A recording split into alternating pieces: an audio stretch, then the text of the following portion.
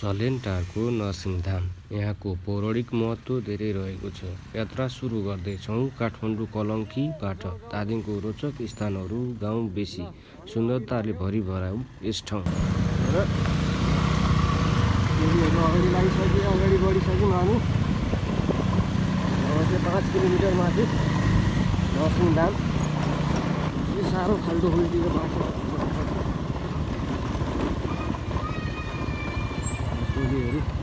कहाँ हिँड्यो त? यहीँबाट झर्नी त हर्नी।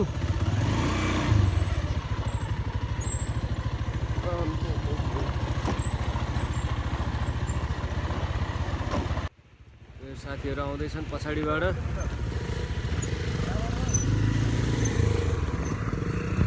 फाइनली गाइस हामी चाहिँ नरसिंहधाम आइपुगेको छौँ।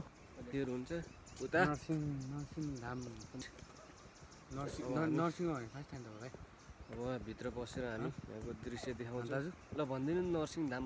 नरसिंह भनेको विष्णुको अवतार हो कि हो। अनि अरू भनिदिनुहोस् यहाँको बारेमा के छ? अरू त के थाहा, फर्स्ट टाइम आउँदैछु म पनि। हो उहाँलाई थाहा छ। हामी नरसिंहधाम आइपुग्यौँ। यो प्रवेशद्वार नेत्रवती र बुढी गण्डकीको यसकै दोभानमा नरसिंहधाम। यसको महत्त्व तपाईँहरूले थाहा पाएकै हुनुपर्छ। पौराणिक कथा अनुसार हिरण्यकश्यपको दाजुभाइ असुर रूपमा जन्मिए। उनीहरू शक्तिशाली त थिए नै, ज्यादै क्रूर पनि थिए। कुरूपताले सीमा नागेपछि भगवान विष्णुले हिरण्यकश्यपको व्रत गरे। त्यसपछि नरसिंहधामको उत्पत्ति भयो। त्यसको बदला लिन दाजुभाइ हिरण्यकश्यपले ब्रह्मालाई खुसी राखी कडा तपस्या गरे। तपस्याबाट प्रभावित भएर ब्रह्माले वरदान माग भनी हिरण्यकश्यपको अमर हुँ भनी वरदान मागे।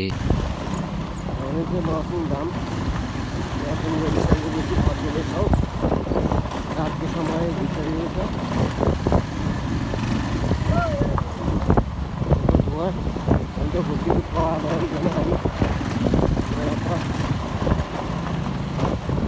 राम्रो भइरहेको छ। भोलि अब गङ्गा समय बेसी कन्टिन्यू भइरहेको छ।